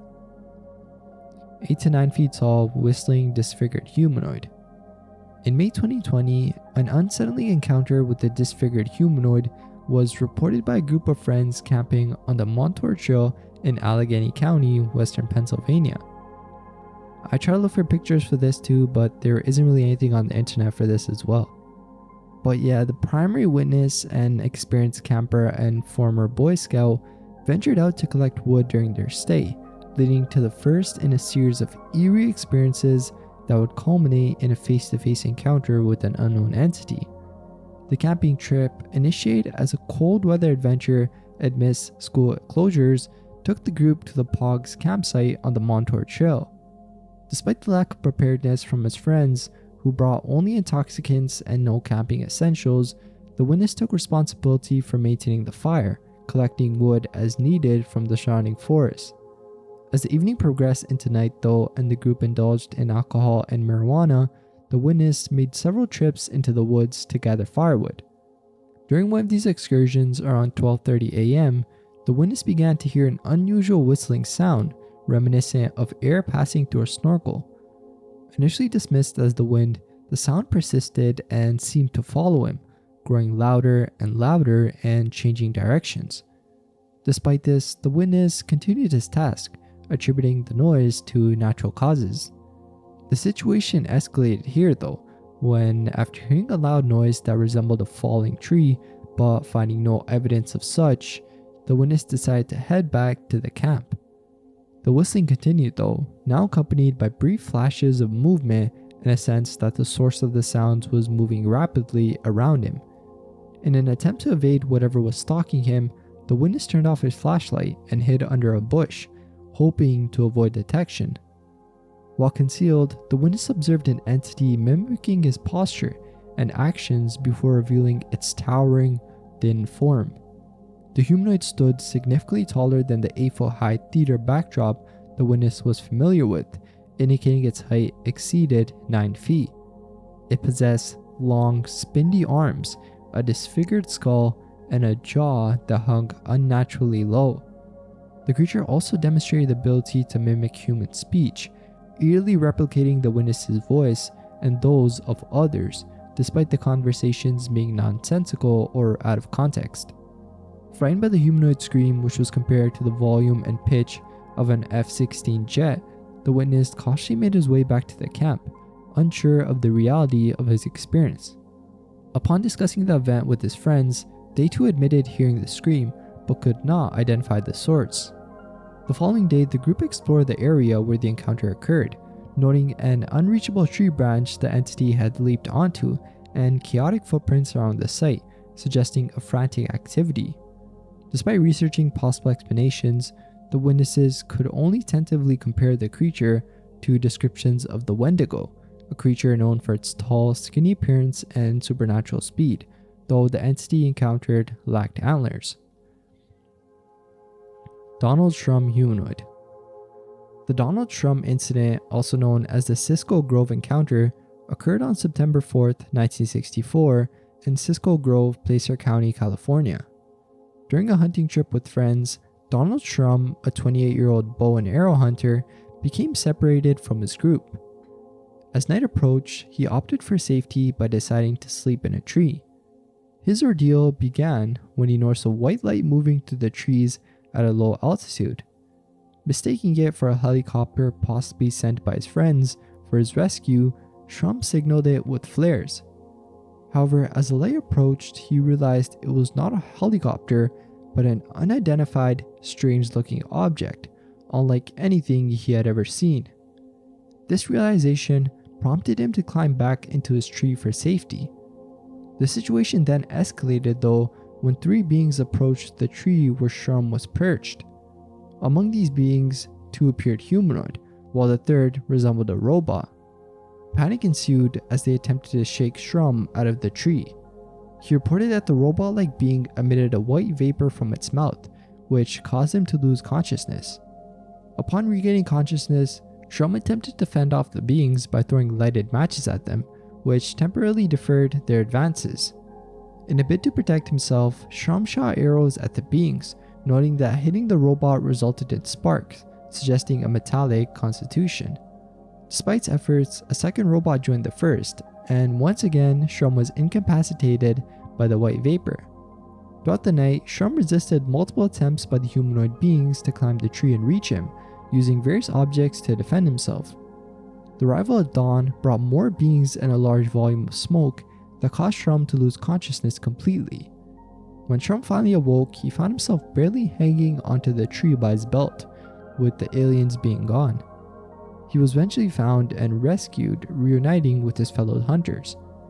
Corroborating part of his experience, another member of the hunting party, who would also become lost, reported seeing the UFO.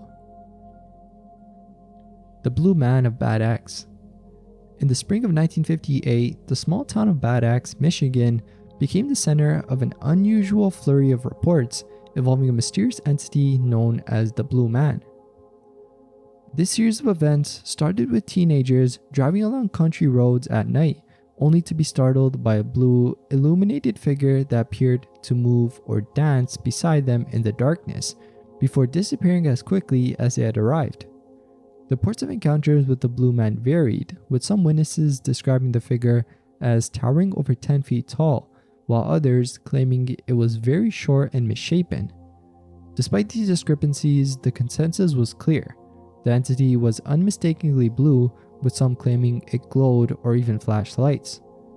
As the sightings grew more frequent though, local police took an interest, especially after an incident involving a bus full of Elkton Junior High students who were left terrified by an encounter.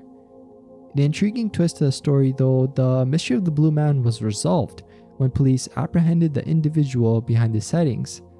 It was actually revealed to be a prank orchestrated by local youths, involving one dressed in a costume. This costume consisted of long underwear, a high school football helmet covered with styrofoam, large gloves, combat boots, a bedsheet with eye holes, and a button for the mouth. The entire thing was spray printed blue, giving the creature its distinctive appearance. Also, the homemade blinking lights, which was a novelty at the time, were achieved through a custom setup involving a battery pack. The police, upon uncovering the truth behind the Blue Man, responded with a sense of humor, taking a mugshot of the character in costume. This photo remains a humorous footnote in the history of UFO and cryptid hoaxes, and the pranksters were basically let off with a warning. Burning Man of the Black Forest. The phenomenon of the Burning Man, as it has been reported through various historical accounts, presents an interesting aspect of paranormal folklore, mainly within the context of humanoid encounters. Among these, the legend of the Burning Man of the Black Forest stands out because of its unique characteristics and the mysterious nature of the entity involved. This account, which is sourced from the HPI Case Files Book 3 by Paul Dale Roberts, draws some parallels to similar sightings, such as the Felix Dowie Fire Demon of 1965 and the Rallyeback Burning Man of 1125, suggesting a recurring motif of flaming humanoids across different cultures and periods. The account in question, though, comes from the medieval period in the Black Forest, a dense mountainous forest in the German state of Baden-Württemberg. According to the tale, a flying, flaming humanoid was witnessed soaring across the village skies before alighting atop a church steeple. The sight of this blazing figure sparked a bunch of terror among the villagers, who believed they were witnessing a demonic apparition. In response, they congregated around the church and attempted to drive the entity away by hurling stones at it. After enduring the assault for an unspecified duration, the entity eventually departed, leaving the townsfolk and subsequent generations to ponder over the nature of what they had actually witnessed. The Pamir Snowman.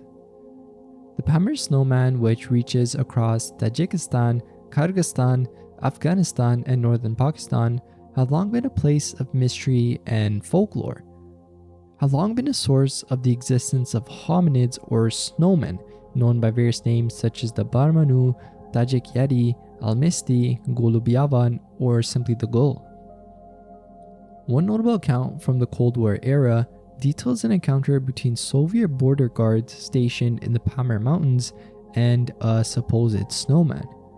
During the winter of 1967 to 1968, sightings of this creature prompted a superior officer to order its capture or elimination.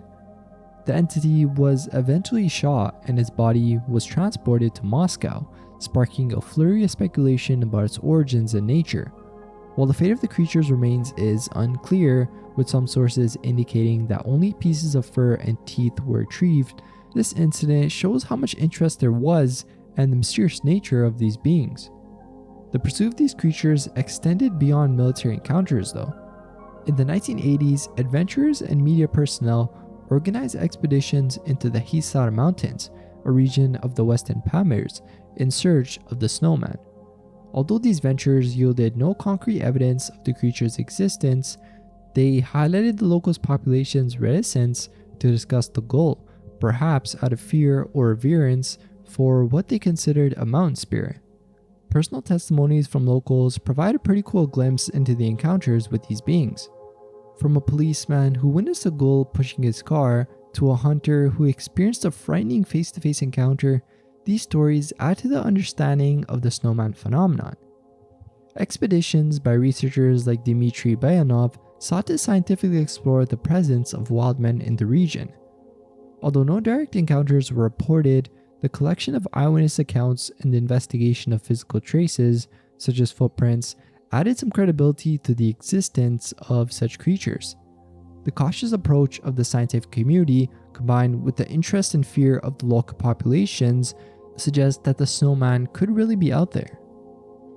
The Crow, the Slasher, and the Saw.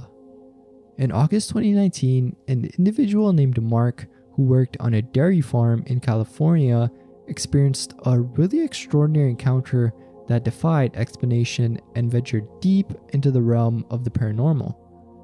This incident unfolded during early hours around 3:15 a.m. as Mark was performing his routine duties at the farm. The night's quiet was broken by strange voices emanating from behind the hay barn, prompting him to investigate. However, his search revealed nothing. Determined to uncover the source, he stationed himself in the feed loader, planning to catch the intruders with the vehicle's headlights. The situation, though, took an inexplicable turn when Mark suddenly found himself transported to an unknown room, facing an immediate and violent threat from a man wielding a knife.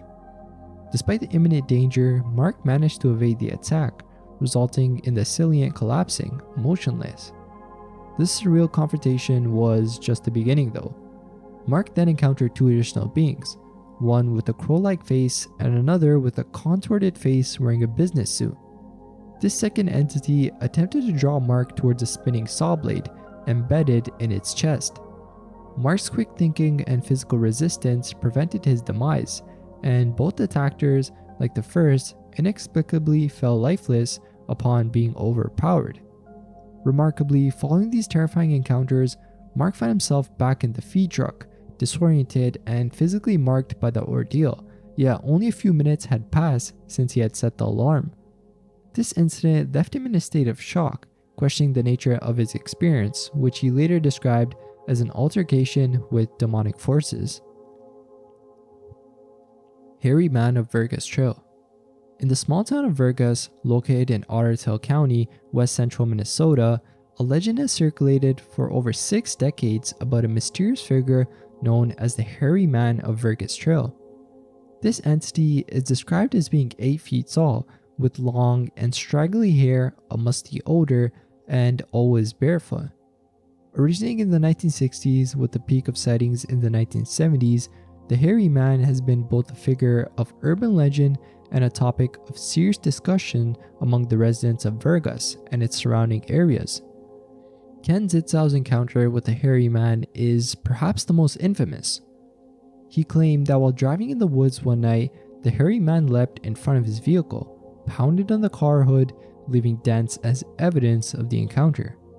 Another significant sighting was reported by Cheryl Hansen, who recounted an experience from her childhood.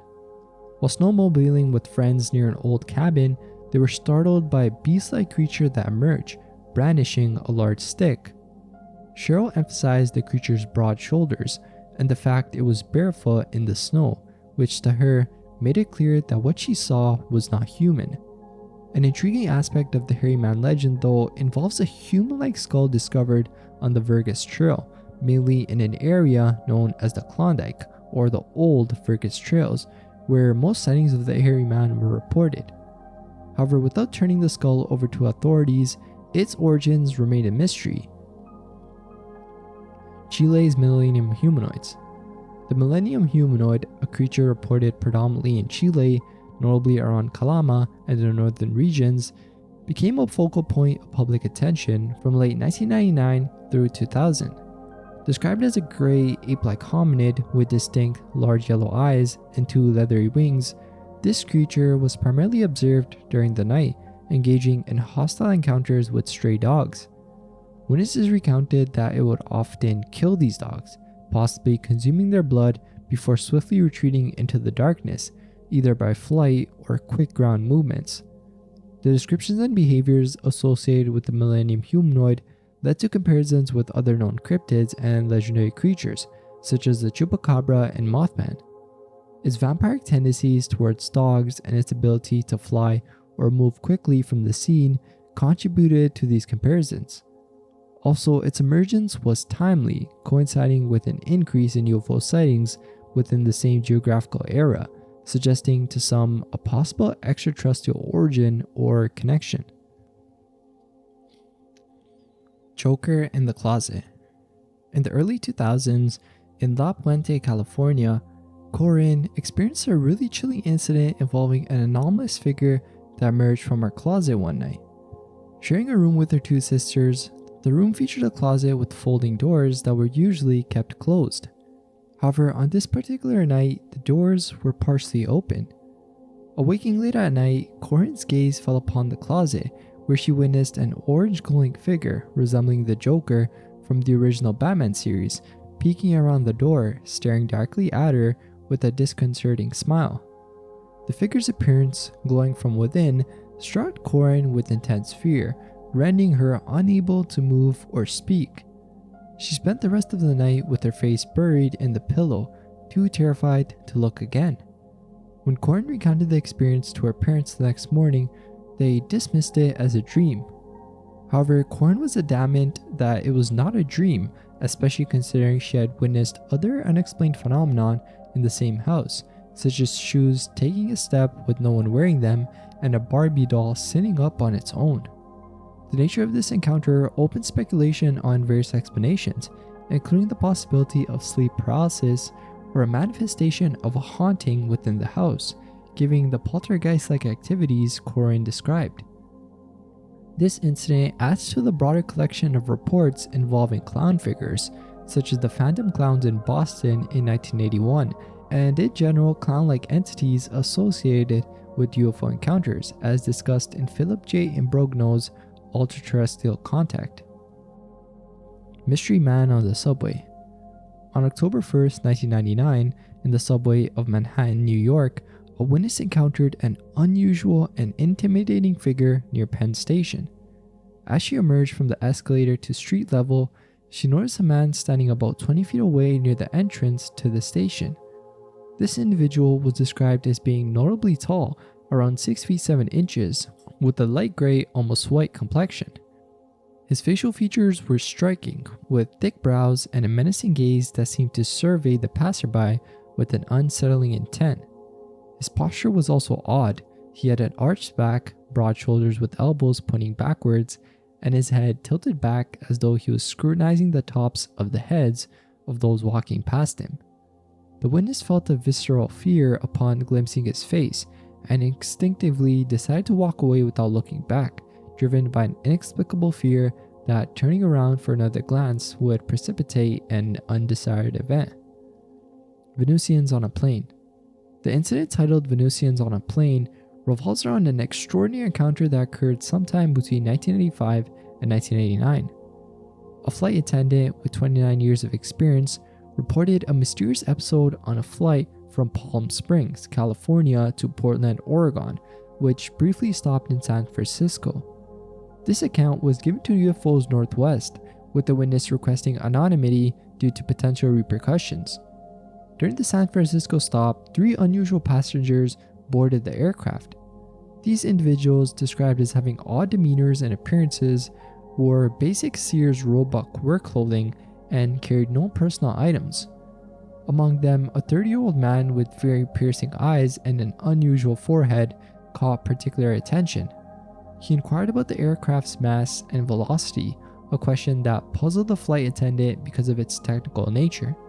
Throughout the flight, this man exhibited a lack of familiarity with common food and drink items, relying on the flight attendant's detailed listing to make selections. He communicated everything back to his silent companions. At one point, he conversed with another passenger, asking peculiar questions, and later claimed to have visited other planets. Notably, the flight attendant, who had mentally experienced disdain for sitting next to someone she disliked to overhear the conversation, was later questioned by the man on why she chose to sit next to someone she despised. This suggested to the attendant that the man had the ability to read her mind. Upon landing, the mysterious man made a really weird statement to the attendant, claiming he was light years old, a term incorrectly used as it measures distance, not time. This odd claim, along with his earlier behavior, led the witness to believe that these passengers were not human. After disembarking, the trio entered a limousine with darkened windows, an unusual choice given their attire. The Ferry Case. In 1984, Polocanto, a town within the municipality of Borgo San Lorenzo in the Mugello region, became the site of a notable event within ufological circles involving Mr. Iodoro Ferry and his dog. The incident occurred at Villa La Radicia, located 3 kilometers from the Polocanto on Via Tassaia, where Ferry served as a caretaker alongside his family. On the night between October 9th and 10th, around 3 a.m., Ferry was awakened by an intensely bright light shining through the window of his bedroom. Despite the absence of curtains or shutters on the window, the light, emanating from a human-shaped figure standing on a small hill about 40 meters away, was powerful enough to rouse him from his sleep. This figure seemed to project a beam of light from his head or helmet area, which vanished after a few moments. In place of the figure, a pinkish light source appeared, characterized by 3 luminous jets directed towards the ground, originating from a dark horizontal line. Shortly after, this phenomenon was replaced by a white, diffused light that advanced towards the villa, illuminating the surroundings as if it were daylight. Ferry, feeling alarmed and intending to close the window, found himself immobilized when the light enveloped the building's facade. As the light receded back to its point of origin, Ferry regained his mobility. He then observed a red, glowing sphere about 2 to 3 meters in diameter, which didn't illuminate its surroundings but caused significant discomfort to his eyes. The entire event lasted about only 5 minutes, during which the villa's dog exhibited no reaction but subsequently fell ill, refused food, and died shortly after. Ferry also reported experiencing an unusual silence throughout the occurrence.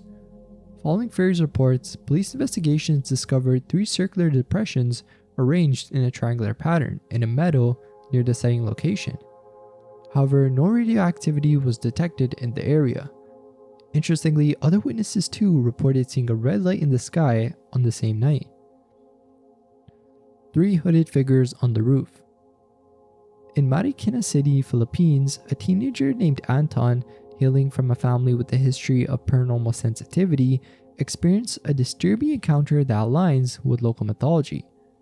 Anton, having survived a near-death experience at the age of 2, believed it enhanced his ability to perceive supernatural entities, a trait prevalent on his mother's side. This incident occurred when Anton was between 3 and 4 years old, while sleeping on the top bunk of a bed he shared with his brother. Their bedroom had a window that, when opened, provided a view of their and their neighbor's backyard, separated by a camas tree. One night, after inadvertently opening the window, Anton attempted to close it but was startled by the sight of 3 figures standing on their neighbor's roof. These figures were dressed in long black garments and stood with their arms extended sideways, creating a cross-like pose.